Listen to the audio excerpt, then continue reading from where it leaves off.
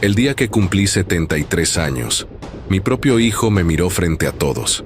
En medio de un patio lleno de personas y miradas incómodas, me dijo: «Ya estás viejo, don Jorge.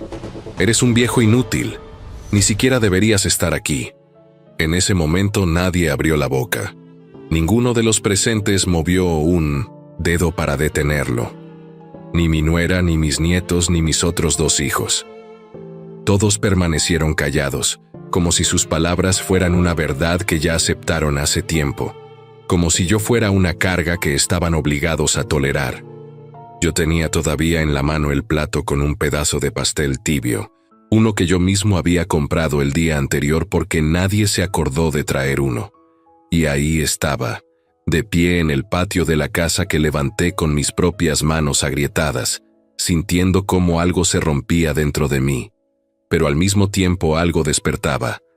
Escucha bien lo que voy a contarte, porque lo que ocurrió al día siguiente no solo te va a sorprender, puede que hasta te haga replantearte muchas cosas. Y cuando termines, me dices desde qué ciudad me estás escuchando. Me llamo Jorge Salgado, nací en Zacatecas, en una casita humilde de adobe y techo de lámina. Mi vida entera la pasé en la construcción. Empecé como ayudante, paleando mezcla para los albañiles más experimentados, soportando el sol y el polvo día tras día. Poco a poco fui aprendiendo a levantar muros, a colocar techos, a medir cimientos. Trabajé en escuelas, en oficinas municipales, en mansiones de gente rica, pero de todas las construcciones. La que más orgullo me dio fue mi casa, esa misma donde hoy vive mi hijo con su esposa y sus hijos. Esa casa la hice yo, ladrillo a ladrillo, sin arquitecto, sin préstamos, con puro sudor y fe. Me casé joven con Teresa, una mujer fuerte, dulce y con un carácter que podía sostenerme incluso en los peores días. Tuvimos 3 hijos, Ramiro, Sergio y Claudia. Cuando Teresa enfermó, yo estuve con ella hasta el último momento. Le daba sus medicinas, la ayudaba en el baño, le cocinaba lo que pudiera comer. Aunque ya no me reconocía, yo seguía tomándole la mano todas las noches. Cuando se fue, sentí que una parte de mí también murió. Y pensé que después de eso mis hijos me cuidarían, que me verían como ejemplo de amor y constancia. Pero el tiempo cambia a las personas. Ramiro, el mayor, se volvió un hombre frío, calculador, que siempre quiso sentirse más listo que su padre. Estudió contabilidad, se casó con una mujer de ciudad, compró un carro nuevo, y poco a poco empezaron a verme como un viejo pasado de moda. Al principio eran comentarios disfrazados. «Papá, ya no haga eso. Deje que lo hagan los jóvenes». Después dejaron de invitarme a reuniones y, finalmente, llegó aquella frase en mi cumpleaños: «Viejo inútil». Esa noche, después de que todos se marcharon, me quedé solo en la terraza escuchando a los grillos, mirando un cielo estrellado que parecía burlarse de mi soledad. Hay silencios que pesan más que cualquier grito, y el silencio de esa noche me dejó claro que ya no era bienvenido. Pero se les olvidó algo. Sí, estoy viejo, pero no soy un tonto. Sí, me canso más que antes, pero no soy débil. Nunca he sido de los que se quedan lamentando. Así que al día siguiente, antes de que el sol se asomara, me levanté, me puse mi camisa verde, la que Teresa decía que me quedaba bien. Tomé mi café en silencio, agarré mi maletín y me fui directo a la notaría. Dentro de ese maletín llevaba mucho más que papeles. Llevaba la parte de mi vida que nunca conté a nadie. Ramiro creía que esa casa era suya solo porque vivía ahí. Nunca se molestó revisar la escritura, ni sospechó que yo tenía ahorros guardados en un banco de los que ni Sergio ni Claudia sabían. Yo no soy hombre de lujos, pero desde que me jubilé, mes tras mes fui guardando un poco. Al principio parecía nada, pero con el tiempo y los intereses, se convirtió en una suma respetable, todo a mi nombre. En la notaría me atendió un abogado joven, serio y atento. Le conté todo, le mostré los papeles y le dije: Quiero dejar todo claro y hacer cambios en mi testamento con condiciones específicas. Él me miró algo sorprendido. ¿Está seguro, don Jorge? Más seguro que nunca, le respondí. Al salir me senté en una banca de la plaza y respiré profundo. Vi niños correr, vendedores ofrecer sus productos, parejas discutiendo, ancianos caminando lento, y pensé, el mundo sigue, aunque te llamen inútil. Pero la decisión que tomas después de que te hieren define si sigues de pie o de rodillas. Ahí mismo decidí que era hora de hacer justicia, no venganza. Ramiro tenía que aprender que a un padre no se le pisa. No se trataba de dinero, sino de respeto. Y si no lo supo dar cuando yo callaba, lo iba a aprender de otra forma. Apenas 3 días después de que salí de la notaría, la carta que mandé preparar llegó a la casa que Ramiro creía suya. Puedo imaginar perfectamente su cara cuando vio el sobre con mi nombre como remitente y el sello de entrega certificada. La carta no tenía adornos ni rodeos. Se le informaba que, por decisión del propietario legal, el contrato de comodato quedaba revocado y que en un plazo de 30 días debía desalojar el inmueble de forma voluntaria. De no hacerlo, se iniciarían acciones legales. Firmado, Jorge Salgado. Pude haber ido en persona y decirle todo en la cara, pero no. Quise que probara el mismo silencio que yo. Sentí aquella noche de mi cumpleaños, ese vacío que duele más que cualquier regaño. Quise que tuviera tiempo de pensar, porque a veces solo el dolor despierta la conciencia. No pasó mucho tiempo para que me llamara. No hubo saludo, solo gritos. ¿Qué es esto, papá? ¿Se volvió loco? ¿Quiere echarnos, a la calle? Esta es mi casa. Lo dejé desahogarse. Guardé silencio hasta que se quedó sin aire. Entonces respondí despacio, con voz firme. Ramiro, tú me dijiste que ya no pertenecía ahí, que era un viejo inútil. Pues ahora decidí hacer algo útil con mi vida, recuperar mi dignidad. La llamada se cortó de golpe. Al día siguiente llegó a mi casa, solo, sin su esposa ni sus hijos. Tocó la puerta antes de entrar, algo que no hacía desde hacía décadas. Cuando abrí, vi en sus ojos algo que no esperaba: miedo. No era enojo, no era orgullo, era el miedo de quien sabe que cruzó un límite. Se sentó y guardó silencio un buen rato mirando al suelo. Luego comenzó con el guión de siempre, que no quiso decir lo que dijo, que estaba nervioso, que había tomado un par de copas, que fue una broma mal entendida. Yo lo dejé hablar, pero cada palabra me llevaba de vuelta a aquella noche. Ramiro, le dije, ya escuché muchas veces lo mismo. Disculpas llenas de excusas. El respeto no se mendiga, se demuestra. Y tú tuviste muchas oportunidades. Me pidió otra oportunidad. Dijo que sus hijos me querían, que no quería sacarlos de esa casa. Yo fui claro. El plazo seguía en pie, y si no cumplía, mis abogados se encargarían. Salió con los hombros caídos como un niño después de una lección que no esperaba. Esa misma semana, Claudia me llamó llorando. Quería saber por qué había hecho eso. Intenté explicarle, pero no lo entendió. Me dijo que estaba exagerando, que debía hablarlo en familia. Yo le pregunté, ¿y tú dónde estabas cuando me llamaron viejo inútil? No respondió.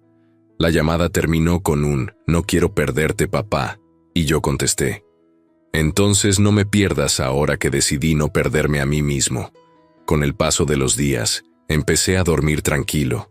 Por primera vez en mucho tiempo, sentía que aunque el mundo pensara que era demasiado viejo para tomar decisiones, seguía siendo dueño de mi vida. Pero la paz no duró. Una semana después, recibí una llamada del banco.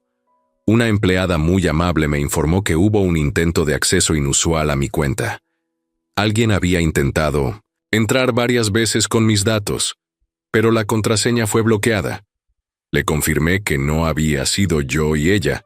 Tras una pausa incómoda, me preguntó, ¿tiene usted familiares con acceso a sus documentos, don Jorge? Y ahí lo supe.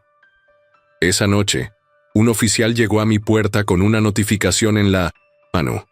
Ramiro había contratado un abogado para disputar la propiedad de la casa, alegando un supuesto acuerdo verbal de donación. Una mentira descarada. No había un solo papel que lo respaldara, pero él jugaba a desgastarme, a empujarme al límite con papeleo y juicios. Yo ya conocía esa estrategia. La vi muchas veces en la obra. Patrones que querían recortarme el jornal, contratistas que buscaban engañar a los más ingenuos. Así que fui con mi abogado y llevé todo: escrituras, comprobantes, registros. Además, le pedí que abriéramos una investigación formal por intento de fraude y acceso ilegal a mi cuenta. A partir de ese momento, ya no era una discusión familiar. Era un delito. Los días siguientes fueron una mezcla de tensión y coraje. Ramiro no paraba de enviarme mensajes. Algunos parecían súplicas, otros eran amenazas disfrazadas, que yo estaba destruyendo a la familia, que sus hijos lloraban por las noches, que él se encargaría de que todos supieran que yo era un viejo vengativo. Yo leía cada palabra sin contestar. Me dolía reconocerlo, pero ese hombre ya no era el hijo que crié. Y tal vez nunca lo fue. Tal vez solo había visto lo que yo quería ver. El dolor más grande como padre no es la traición. Es darte cuenta de que no fue un accidente, sino una elección consciente. Y ahí fue cuando Dios movió una ficha que yo no esperaba. Un viejo amigo mío, Manuel Ortega, notario retirado, apareció una tarde en mi puerta con una carpeta bajo el brazo. «Jorge, me enteré de lo que pasa. Creo que esto te puede servir». Dentro de esa carpeta había copias firmadas y selladas del contrato original de compra del terreno donde construí mi casa. Un documento antiguo, con fechas, firmas de testigos, y además, una escritura actualizada de hace 5 años con mi nombre, como único dueño. Manuel las había guardado por si acaso, y ahora aparecían en el momento justo. Era como si el destino me recordara que no estaba solo. Con esos papeles, mi abogado reforzó la denuncia. Ahora ya no era yo defendiéndome, era yo acusando con pruebas sólidas. Presentamos cargos por intento de fraude, acceso ilegal a datos bancarios y falsedad en declaración. El abogado me dijo serio: «Con esto, su hijo puede terminar con antecedentes penales». Yo respiré hondo. No es lo que quiero, pero si eligió este camino, tendrá que enfrentarlo. La noticia no le cayó bien a Ramiro. Empezó a presionar más. Me llamaba con un tono cada vez más agresivo. Me decía que iba a arruinar su vida, que lo estaba dejando como un delincuente frente a todos. Y luego, en un último golpe bajo, amenazó con hacer pública la situación para dejarme en ridículo. Pero yo ya no era el mismo hombre que callaba para no hacer problemas. Un par de días después, mi abogado me llamó. En la revisión de documentos bancarios apareció algo aún más grave. Una solicitud de transferencia de mi cuenta de ahorros a nombre de otra persona. Y no era Ramiro. El nombre que aparecía era el de su esposa, Alejandra. La firma era una imitación burda de la mía. Ahí entendí que no solo él estaba detrás de todo. Ella también había jugado su papel. Tal vez por ambición, tal vez por miedo. Pero lo había hecho. Y eso me caló más hondo de lo que esperaba, porque significaba que todo lo que había pasado ya no era un arrebato, sino un plan premeditado. El banco y la fiscalía confirmaron que eso no era solo un problema civil, era un delito penal. Fraude, suplantación de identidad, tentativa de estafa. Y ahí, mientras escuchaba los términos legales, sentí que algo se rompía definitivamente entre nosotros. Esa noche no dormí. Di vueltas en la cama, recordando cuando Ramiro era un niño y me pedía que lo llevara al parque, cuando me abrazaba para que no me fuera a trabajar. Me pregunté en qué curva del camino lo perdí, o si fui yo quien no vio que se estaba alejando. Al amanecer, tomé una decisión fría. Cerré todas mis cuentas. Cambié contraseñas, anulé accesos, abrí una nueva cuenta en otra ciudad y guardé parte del dinero en efectivo. Ya no iba a dejar mi tranquilidad en manos de bancos, abogados o promesas. Esa misma tarde, recibí un mensaje de voz de Ramiro. Su tono era tenso, cortado. Decía que me perdonara, que Alejandra solo quería ayudarlo con las finanzas, que todo había sido un malentendido y que pensara en mis nietos antes de seguir con la denuncia. Lo escuché hasta el final y lo borré, porque familia no es quien te llama solo cuando necesita algo. Es quien te respeta incluso cuando no está de acuerdo contigo. Y yo ya había visto suficiente falta de respeto. A partir de ese momento, entendí que lo que tenía enfrente ya no era un simple conflicto familiar, era una guerra abierta. Y como en toda guerra, había que estar preparado para perder algo, pero no la dignidad. Los días transcurrían con un peso extraño. El teléfono sonaba poco, y cuando lo hacía, casi siempre era mi abogado. Cada llamada traía más pruebas, más documentos, más cosas que comprobar y firmar, y aunque cada paso me acercaba a la justicia, también me alejaba más de cualquier posibilidad de reconciliación. Una mañana, el fiscal me citó a declarar formalmente. El edificio de la fiscalía tenía ese olor a humedad mezclado con café recalentado y papeles viejos. Me sentaron frente a un escritorio metálico, con una computadora que sonaba con cada tecla que se pulsaba. Las preguntas comenzaron de forma meticulosa. Fechas, nombres, movimientos de cuentas, copias de escrituras. Yo respondía con calma, mirando a los ojos a quien me interrogaba. No tenía nada que esconder. Pero cuando pusieron frente a mí el formulario falsificado con la firma de Alejandra, sentí un nudo en el estómago. ¿Reconoce usted esta firma como suya, don Jorge?, me preguntó el fiscal. No, no es mía, respondí. Y me duele decirlo, pero sí reconozco el nombre de quien la puso ahí. El fiscal me observó unos segundos y dijo: no es común que alguien de su edad tenga el valor de hacer esto. Lo que está haciendo es justo. Yo asentí y le respondí: no vine a buscar cárcel para mi hijo. Vine a recuperar mi nombre y mi paz. Un par de días después, me llamaron del juzgado. El juez había emitido una orden de restricción preventiva. Durante el proceso, Ramiro no podía acercarse a mí ni comunicarse directamente. Y aunque en semanas no había recibido una sola llamada suya, leerlo en un documento oficial fue como ver escrita en tinta la ruptura definitiva. Aún así, la vida seguía. Me levantaba temprano, preparaba mi desayuno, caminaba por el barrio. Algunos vecinos me saludaban con pena, otros con respeto, y algunos solo murmuraban a mis espaldas. Pero ya no agachaba la cabeza. Aprendí que no hay peor condena que sentir vergüenza por cosas que uno no hizo. Un día, mientras hacía fila en el mercado, una mujer mayor que conocía de vista se me acercó con los ojos húmedos. Don Jorge, vi su caso en las noticias locales. Yo también tuve un hijo que me sacó de mi casa, pero no tuve el valor que usted tiene. Le tomé la mano y le respondí: no es valor, doña Rosa, es necesidad. Cuando el alma ya no aguanta, uno tiene que hacer algo, aunque duela. Ese momento me marcó, me hizo entender que no era el único. Había más como yo. Abuelos desplazados, padres humillados, ancianos silenciados por amor, miedo o vergüenza.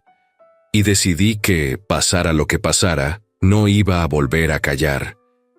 Días después, mi abogado me dio la noticia que esperaba. La fiscalía ya tiene pruebas suficientes para formalizar la acusación. La audiencia inicial será en 2 semanas.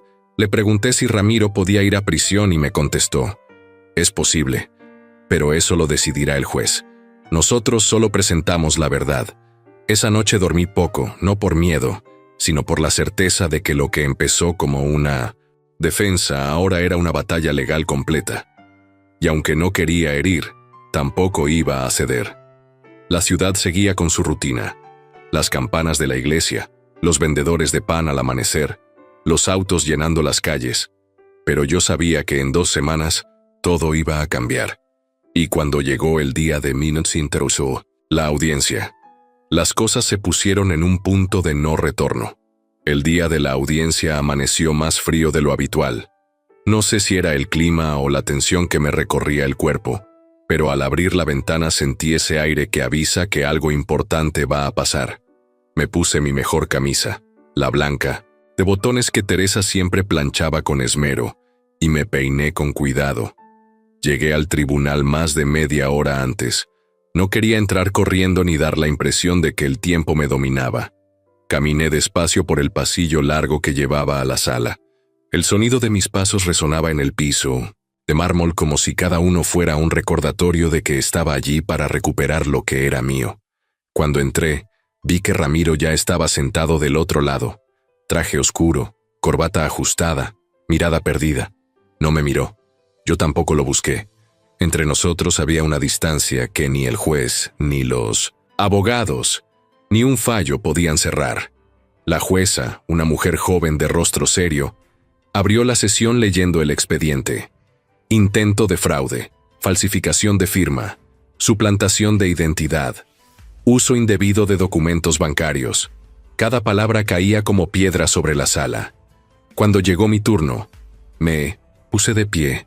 Sentía que las piernas me temblaban, pero la voz no. Señora jueza, no vine aquí a pedir castigo. Vine a pedir que se me devuelva la dignidad. Durante años di todo por mi familia, pero cuando me robaron el respeto, supe que no podía callar más. Mi hijo no está aquí por lo que yo siento, sino por lo que hizo. Hubo un silencio pesado. Nadie se movió. La jueza asintió y continuó con el procedimiento. Ramiro se mantuvo inmóvil, como si las palabras no lo atravesaran. Pero yo lo conozco. Sé que lo hicieron. La audiencia no terminó con una sentencia, pero sí con un mensaje. Claro. Había suficientes pruebas para que el proceso continuara. Ramiro salió de la sala cabizbajo. Yo salí con una calma que no sentía desde hacía meses. Esa noche volví a casa y me senté en la terraza. Miré las estrellas como si fueran testigos mudos de todo lo que había vivido. Por primera vez, no me sentí como un hombre viejo peleando con su sombra, sino como alguien que había recuperado un pedazo de sí mismo. Pero lo más sorprendente todavía estaba por llegar. 2 días después, alguien tocó mi puerta. Pensé que era Matías, mi nieto, o quizá algún vecino curioso por lo que se comentaba, del pueblo. Cuando abrí, me quedé helado. Era Alejandra, mi nuera, la misma que había estado detrás de los documentos falsos, la que envenenó durante años la relación con mi hijo, la que me miraba como si yo fuera un mueble viejo estorbando. No llevaba maquillaje ni sus joyas de siempre. Traía el cabello recogido, los ojos bajos y una bolsa colgando del hombro. ¿Puedo hablar con usted, don Jorge?, preguntó con una voz apenas audible. Pensé en cerrarle la puerta, en decirle todo lo que había guardado en silencio, pero algo en la forma en que apretaba la correa de su bolsa, como si se aferrara a lo último que le quedaba, me hizo dar un paso atrás y señalarle la silla del porche. Alejandra se sentó despacio, sin mirarme directamente. Sus manos jugaban nerviosas con un anillo barato que no le había visto antes. Respiró hondo varias veces antes de atreverse a hablar. Sé que no merezco que me escuche, comenzó con la voz quebrada. Sé que fui injusta, que lo traté mal, que nunca le di el lugar que merecía. Y sé que lo que hicimos con Ramiro no tiene perdón. Yo no dije nada. Me limité a observarla sin interrumpir. Vine porque ya no puedo más. Ramiro está fuera de control. Grita todo el tiempo, golpea las puertas, culpa a todos por lo que pasa. Dice que usted le arruinó la vida. Pero yo sé que no es así. Yo sé que fue él quien cruzó la línea. Hizo una pausa para limpiarse las lágrimas con el dorso de la mano. Yo firmé esos papeles falsos porque él me lo pidió, me lo exigió. Me dijo que era solo un trámite, que todo iba a seguir siendo suyo, que era para ordenar las cosas. Y yo, como una tonta, le creí. ¿Solo por eso firmaste en mi nombre?, pregunté por fin, con la voz baja pero firme. Bajó más la mirada. También lo hice por miedo, porque cuando me negaba, me gritaba, me amenazaba, me decía que no tenía derecho a opinar, y con el tiempo me di cuenta de que me había convertido en cómplice, no solo de la estafa, sino de su desprecio hacia usted. El silencio entre nosotros se volvió pesado. El sol empezaba a bajar detrás de los árboles, y el canto de los pájaros llenaba los huecos donde nuestras palabras no llegaban. ¿Y ahora qué quieres?, le pregunté al fin. ¿Vienes a pedirme que retire la denuncia? No, contestó con rapidez, casi como si temiera que pensara lo contrario. Vengo a decirle que me voy, que no puedo seguir viviendo con un hombre que es capaz de hacerle esto a su propio padre, y menos después de cómo trata a los niños. ¿A los niños?, pregunté preocupado. Asintió. Matías intenta proteger a sus hermanos, pero no puede con todo. Ramiro les grita, los insulta si me oyen hablar bien de usted, y yo no quiero que crezcan odiando como él. Me quedé en silencio, porque dentro de mí había una mezcla de tristeza, alivio y una compasión que no esperaba sentir hacia ella. Solo quería que supiera la verdad, y que si algún día quiere ver a los niños, ellos lo extrañan. No se lo dicen por miedo, pero preguntan por usted. Yo también lo extraño, aunque nunca se lo haya demostrado. Se puso de pie, tomó su bolsa y dio un paso hacia la puerta. Antes de cruzar el umbral, le dije sin mirarla, Alejandra, si te vas no mires atrás, pero tampoco vuelvas con las manos vacías. Llévate lo que aprendiste. Porque si no aprendemos, repetimos. Se detuvo un segundo, asintió y se fue en silencio. Esa noche no dormí. Pensé en todo. En Ramiro, en cómo llegamos hasta aquí, en Matías, en los niños, en Teresa, que seguramente desde donde esté, no podía creer lo que estábamos viviendo. Pero sobre todo pensé en mí, en el hombre que había sido y en el que era ahora. Al amanecer decidí que ya era momento de mover fichas. A la mañana siguiente me levanté más temprano que de costumbre. Preparé el café con calma, con un poco de canela, como le gustaba a Teresa. Me senté en la mesa y empecé a hacer una lista mental de lo que tenía que resolver. Esta vez no iba a dejar cabos sueltos. Fui al banco y organicé todas mis cuentas. Cerré las que ya no me daban confianza. Moví fondos a otra sucursal en otra ciudad y dejé una parte del dinero en efectivo, bajo mi control absoluto. Ya no iba a depender de nadie, más para resguardar lo que me había costado toda una vida ganar. De ahí pasé por la notaría. El escribano, un hombre mayor que me conocía desde que yo era joven, me recibió con una sonrisa cálida. Le dije con firmeza, quiero dejar todo arreglado, nada a medias. Y no solo hablo de papeles, también quiero que quede constancia escrita de lo que pienso. Le expliqué que quería modificar mi testamento y añadir un documento especial. No era una carta común. Era un mensaje para quienes vinieran después, una especie de testamento moral. Algo que dijera, con mis propias palabras, lo que había aprendido en estos años y lo que no quería que se olvidara.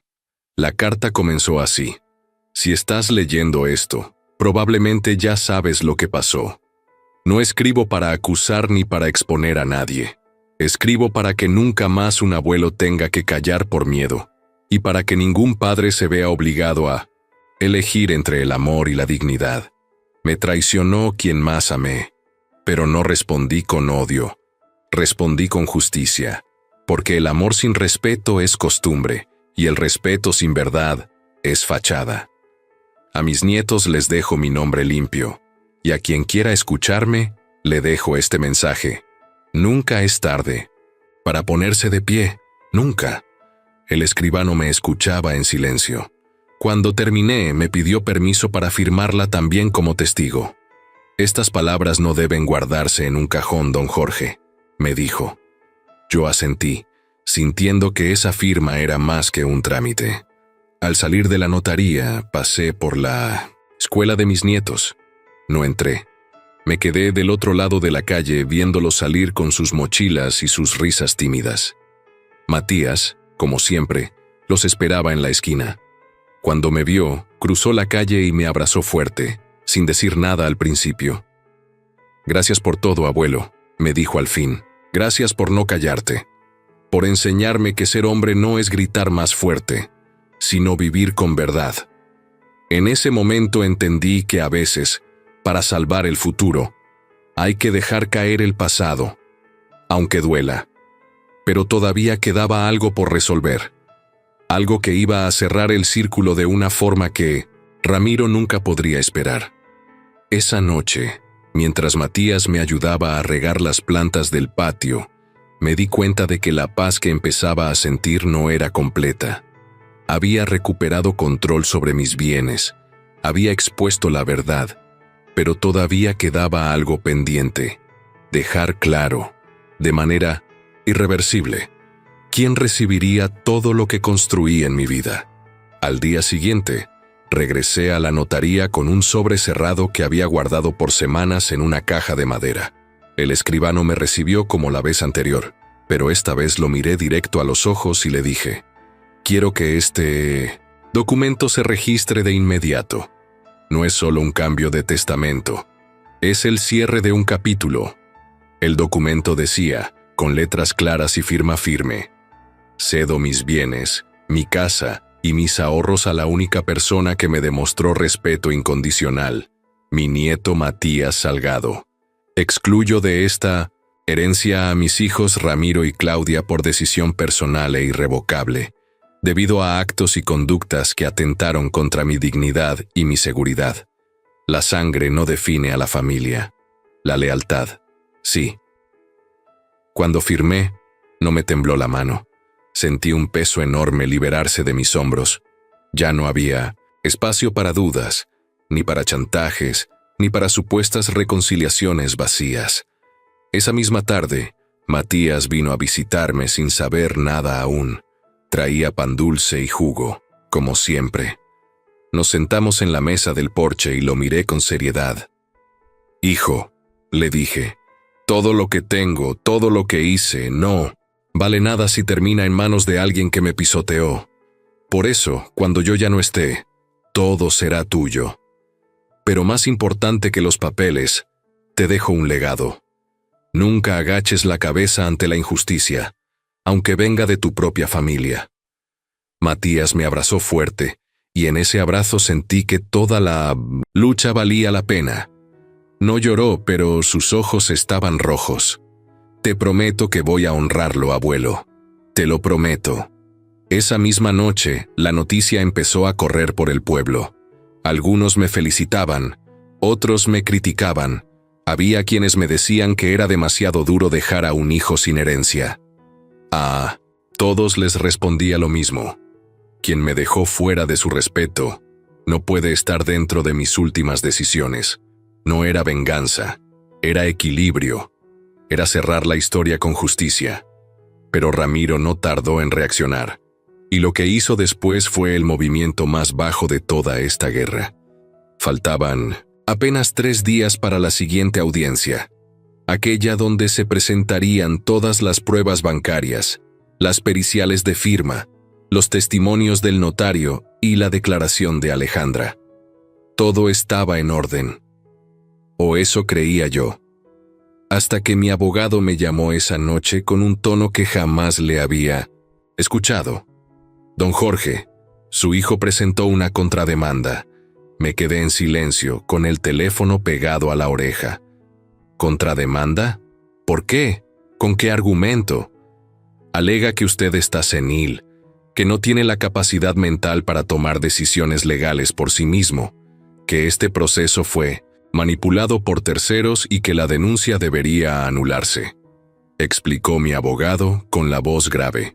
Sentí que la sangre se me iba al suelo. No por miedo, sino por rabia e incredulidad. Después de intentar robarme, de falsificar documentos, de usar a su esposa como pantalla, ahora quería hacerme pasar por loco. ¿Y eso se puede?, pregunté con voz baja, conteniendo el enojo. Cualquiera puede alegar lo que quiera, respondió, pero el juez decidirá si admite la contrademanda. Lo que sí es seguro es que tendrá que someterse a una evaluación psiquiátrica oficial. Es orden del tribunal. Esa noche no dormí. Me quedé frente al retrato de Teresa, hablándole como si estuviera allí. Le conté todo, con lágrimas que no pude contener. ¿Viste lo que llegó a ser tu hijo, mi amor? ¿Viste hasta dónde puede llegar? Recordaba cuando juntos lo llevábamos a la escuela, cuando lo esperábamos con la comida caliente, cuando lo consolábamos después de un examen reprobado. ¿En qué momento lo perdimos? Al día siguiente, me presenté en el juzgado para la evaluación. Matías insistió en acompañarme. Entramos a una oficina pequeña donde me recibieron una psicóloga y un médico. Empezaron con preguntas simples: nombre completo, edad, dirección, año actual, quién era el presidente. Luego pasaron a dilemas y refranes para interpretar, problemas de lógica, recuerdos personales. Respondí todo con claridad, y cuando me preguntaron por Teresa, por mis hijos y por mis nietos, se me quebró un poco la voz, pero no por debilidad, sino porque hay dolores que uno no puede disimular. Al final, la psicóloga me ofreció un vaso de agua y me dijo con una sonrisa suave: «Don Jorge, se nota que sigue siendo usted en cada palabra. Gracias por su sinceridad». Una semana después llegó el informe. Capacidad cognitiva intacta, estado emocional coherente, evaluación favorable al 100%. Ese mismo día mi abogado presentó el documento ante el juez, y la contrademanda quedó desestimada. Ramiro se quedó sin su último argumento. Pero yo ya no celebraba estas victorias como antes. Cada paso que daba hacia adelante era un paso más lejos de cualquier reconciliación. La audiencia definitiva se fijó para la semana siguiente, y esta vez sería pública. Cualquier persona podría entrar. El día de la audiencia final, la sala del tribunal estaba más llena que nunca. Había vecinos, periodistas, curiosos y hasta viejos conocidos de la familia. Entré con mi camisa blanca de siempre, la que Teresa me planchaba con cariño, y Matías, como en todas las audiencias, me acompañó tomándome del brazo. «No estás solo, abuelo», me susurró al oído antes de que nos sentáramos. Ramiro llegó minutos después, vestido de traje, pero solo. Ni Alejandra ni sus hijos lo acompañaban. Se sentó en su lugar sin mirarme, con el rostro tenso y los labios apretados. El juez pidió silencio y comenzó a leer el expediente. Las pruebas eran abrumadoras. El intento de acceso fraudulento a mis cuentas, el formulario, falsificado con la firma de Alejandra, la confesión escrita de ella, el testimonio de Matías, el informe pericial de la firma y, como golpe final, la contrademanda desestimada por falta de fundamentos. Cuando el fiscal terminó de exponer, el juez se volvió hacia Ramiro. «Señor Ramiro Salgado, antes de que este tribunal dicte resolución, tiene derecho a decir algo». La sala se quedó en silencio. Ramiro tragó saliva, se levantó lentamente y, por primera vez en todo el proceso, me miró. «No sé cómo llegamos hasta aquí», dijo con voz temblorosa. «Solo sé que todo esto lo provoqué yo, no porque me faltara amor, sino porque me sobró soberbia. Quise controlarlo todo, tenerlo todo, y en el camino lo perdí a usted, a mi padre». Escuchar esas palabras me dejó una sensación extraña. No era alivio, tampoco reconciliación. Era una verdad que llegaba demasiado tarde. El daño ya estaba hecho, y aunque admitiera lo que hizo, no podía borrar lo vivido. El juez tomó la palabra de nuevo. «Este tribunal considera probados los delitos de falsificación de firma, tentativa de fraude y manipulación de datos bancarios. Por lo tanto, dicta medidas cautelares contra el señor Ramiro Salgado. Prohibición de mínimos acercarse al demandante, entrega de pasaporte y obligación de firmar semanalmente en el juzgado, mientras se inicia el juicio penal formal. Hubo murmullos en la sala. Algunos miraban a Ramiro con lástima, otros con desaprobación. Yo no reaccioné. No sonreí, no bajé la cabeza. Solo respiré, como quien vuelve a tener aire después de años bajo el agua. A la salida, varias personas se acercaron a mí. Una mujer mayor me abrazó y me dijo al oído: «Mi papá no tuvo su fuerza, don Jorge. Lo echaron de su casa y murió solo. Usted hizo justicia». Le respondí bajito: «No por mí, por los que vengan». Después, Matías me esperaba en la esquina. Me abrazó fuerte con los ojos rojos. «¿Sabes qué me duele más, abuelo? Que papá tuvo la oportunidad de parar todo y no quiso. Porque hay personas, hijo, que aman más tener la razón que tener paz», le contesté. Esa tarde volvimos a casa. Me senté en la mano terraza con mi café y escuché el viento moviendo las hojas de los árboles. En mi interior sentí la voz de Teresa: «No olvides quién eres, Jorge. No olvides lo que vales». Al día siguiente, fui a la notaría para registrar oficialmente el testamento donde Matías era mi único heredero. Junto a los míos y en los papeles dejé una carta que decía: «La sangre te da un apellido, pero la lealtad te da un lugar en el corazón». A mis nietos les dejo mi historia limpia y la lección de que nunca es tarde para ponerse de pie. Esa noche, mientras Matías y yo regábamos las plantas, él me dijo: «Abuelo, lo que hiciste no es solo por ti. Cambiaste la forma en que yo veo lo que es un verdadero hombre». Yo no respondí, solo le pasé la regadera y sonreí, porque entendí que mi mayor herencia no estaba en ladrillos ni en cuentas de banco. Estaba en el ejemplo que dejaba. Y así, sin buscarlo, cerré el capítulo más doloroso de mi vida. No con odio, no con rencor, con justicia. Estamos una vez más por acá, huevón. Una noche más por acá, muchachos, con ustedes. Qué bueno verlos por acá. Aplausos. No lo merecemos, no lo merecemos. Después de un día tan berraco, huevón. Después de un día tan agitado. Aquí estamos. Invictos. Me gustó esto. ¿Cómo vamos, parceros? Buenas noches, háblamelo de Ledán. ¿Todo bien o qué? ¿Cómo estás, parcerito? Háblamelo, Pirlo. Pirlo 420 en la casa. ¿Cómo va, hermano? ¿Cómo va todo? ¿Cómo va todo, mi socio? ¿Qué es lo que es? ¿Cuál es la movida, parce? Papi, está lloviendo bien rico. Es la última... Yo creo que es la última lluvia de primavera, weón. No, bueno, lluvia de primavera.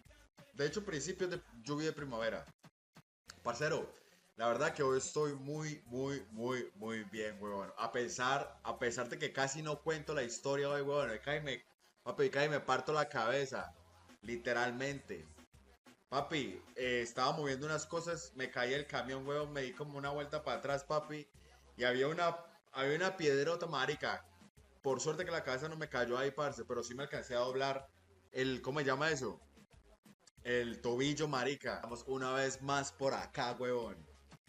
Una noche más por acá, muchachos, con ustedes. Qué bueno verlos por acá. Aplausos. No lo merecemos, no lo merecemos. Después de un día tan berraco, huevón. Después de un día tan agitado. Aquí estamos. Invictos. Me gustó esto. ¿Cómo vamos, parceros? Buenas noches, háblamelo de Ledán. ¿Todo bien o qué? ¿Cómo estás, parcerito? Háblamelo, Pirlo. Pirlo 420 en la casa. ¿Cómo va, hermano? ¿Cómo va todo? ¿Cómo va todo, mi socio? ¿Qué es lo que es? ¿Cuál es la movida, parce? Papi, está lloviendo bien rico. Es la última... Yo creo que es la última lluvia de primavera, weón. No, bueno, lluvia de primavera. De hecho, principios de lluvia de primavera. Parcero, la verdad que hoy estoy muy bien, weón. A pesar de que casi no cuento la historia hoy, weón. Papi, me parto la cabeza. Literalmente. Papi, estaba moviendo unas cosas, me caí el camión, weón. Me di como una vuelta para atrás, papi. Y había una piedrota, marica. Por suerte que la cabeza no me cayó ahí, parce, pero sí me alcancé a doblar ¿cómo se llama eso?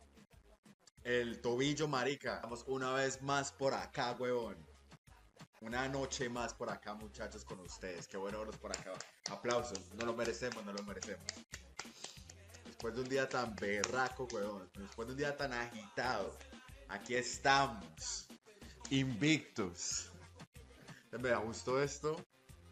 ¿Cómo vamos, parceros? Buenas noches, háblamelo de Ledán. ¿Todo bien o qué? ¿Cómo estás, parcerito? Háblamelo, Pirlo. Pirlo 420 en la casa. ¿Cómo va, hermano? ¿Cómo va todo? ¿Cómo va todo, mi socio? ¿Qué es lo que es? ¿Cuál es la movida, parce? Papi, está lloviendo bien rico. Es la última. Yo creo que es la última lluvia de primavera, weón. No, bueno, lluvia de primavera. De hecho, principios de lluvia de primavera. Parcero, la verdad que hoy estoy muy bien, huevón. A pesar de que casi no cuento la historia hoy, huevón. Papi, cae me parto la cabeza. Literalmente. Papi, estaba moviendo unas cosas, me caí el camión, huevón, me di como una vuelta para atrás, papi. Y había una piedrota, marica. Por suerte que la cabeza no me cayó ahí, parce, pero sí me alcancé a doblar ¿cómo se llama eso? El tobillo, marica. Vamos una vez más por acá, huevón. Una noche más por acá, muchachos, con ustedes. Qué bueno verlos por acá. Aplausos. No lo merecemos, no lo merecemos. Después de un día tan berraco, huevón. Después de un día tan agitado.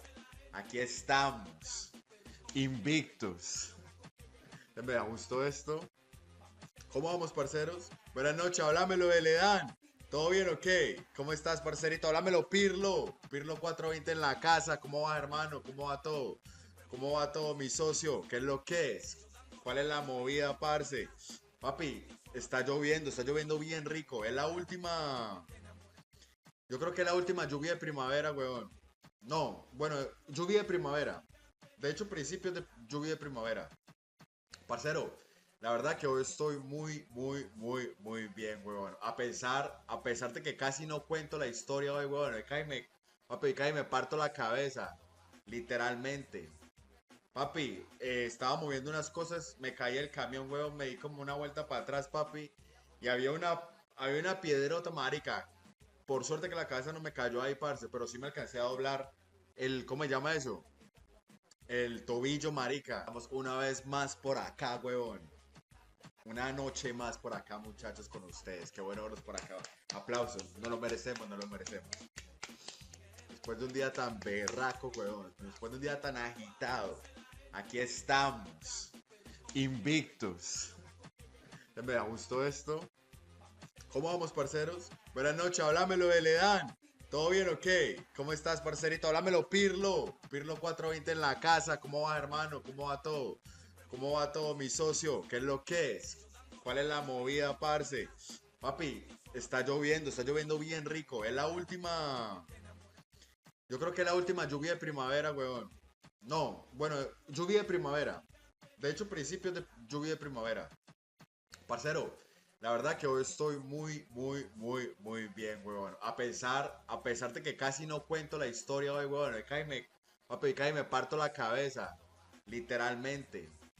Papi, estaba moviendo unas cosas, me caí el camión, huevón, me di como una vuelta para atrás, papi. Y había una piedrota, marica. Por suerte que la cabeza no me cayó ahí, parce, pero sí me alcancé a doblar ¿cómo se llama eso? El tobillo, marica. Vamos una vez más por acá, huevón. Una noche más por acá, muchachos, con ustedes. Qué bueno verlos por acá. Aplausos. No lo merecemos, no lo merecemos. Después de un día tan berraco, huevón. Después de un día tan agitado. Aquí estamos. Invictus. Me gustó esto. ¿Cómo vamos, parceros? Buenas noches, háblamelo de Ledán. ¿Todo bien o qué? ¿Cómo estás, parcerito? Háblamelo, Pirlo. Pirlo 420 en la casa. ¿Cómo va, hermano? ¿Cómo va todo? ¿Cómo va todo, mi socio? ¿Qué es lo que es? ¿Cuál es la movida, parce? Papi, está lloviendo bien rico. Es la última. Yo creo que es la última lluvia de primavera, weón. No, bueno, lluvia de primavera. De hecho, principios de lluvia de primavera. Parcero, la verdad que hoy estoy muy bien, weón. A pesar de que casi no cuento la historia hoy, weón. Papi, cae me parto la cabeza. Literalmente. Papi, estaba moviendo unas cosas, me caí el camión, huevón, me di como una vuelta para atrás, papi, y había una piedrota, marica. Por suerte que la cabeza no me cayó ahí, parce, pero sí me alcancé a doblar ¿cómo se llama eso? El tobillo, marica. Vamos una vez más por acá, huevón. Una noche más por acá, muchachos, con ustedes. Qué bueno verlos por acá. Aplausos, no lo merecemos, no lo merecemos. Después de un día tan berraco, huevón. Después de un día tan agitado. Aquí estamos. Invictos. Me gustó esto. ¿Cómo vamos, parceros? Buenas noches, háblamelo de Ledan. ¿Todo bien o qué? ¿Cómo estás, parcerito? Háblamelo, Pirlo. Pirlo 420 en la casa. ¿Cómo va, hermano? ¿Cómo va todo? ¿Cómo va todo, mi socio? ¿Qué es lo que es? ¿Cuál es la movida, parce? Papi, está lloviendo bien rico. Es la última. Yo creo que es la última lluvia de primavera, weón. No, bueno, lluvia de primavera. De hecho, principios de lluvia de primavera. Parcero, la verdad que hoy estoy muy, muy, muy, muy bien, weón. A pesar de que casi no cuento la historia hoy, weón. Papi, cae me parto la cabeza. Literalmente. Papi, estaba moviendo unas cosas, me caí el camión, weón, me di como una vuelta para atrás, papi. Y había una piedrota, marica. Por suerte que la cabeza no me cayó ahí, parce, pero sí me alcancé a doblar ¿cómo se llama eso? El tobillo, marica. Vamos una vez más por acá, huevón. Una noche más por acá, muchachos, con ustedes. Qué bueno verlos por acá. Aplausos. No lo merecemos, no lo merecemos. Después de un día tan berraco, huevón. Después de un día tan agitado. Aquí estamos. Invictos. Me gustó esto. ¿Cómo vamos, parceros? Buenas noches, háblamelo de Ledan. ¿Todo bien o qué? ¿Cómo estás, parcerito? Háblamelo, Pirlo. Pirlo 420 en la casa. ¿Cómo va, hermano? ¿Cómo va todo? ¿Cómo va todo, mi socio? ¿Qué es lo que es? ¿Cuál es la movida, parce? Papi, está lloviendo bien rico. Es la última. Yo creo que es la última lluvia de primavera, weón. No, bueno, lluvia de primavera. De hecho, principios de lluvia de primavera. Parcero, la verdad que hoy estoy muy, muy, muy, muy bien, weón. A pesar de que casi no cuento la historia hoy, weón. Papi, me parto la cabeza. Literalmente. Papi, estaba moviendo unas cosas, me caí el camión, weón, me di como una vuelta para atrás, papi.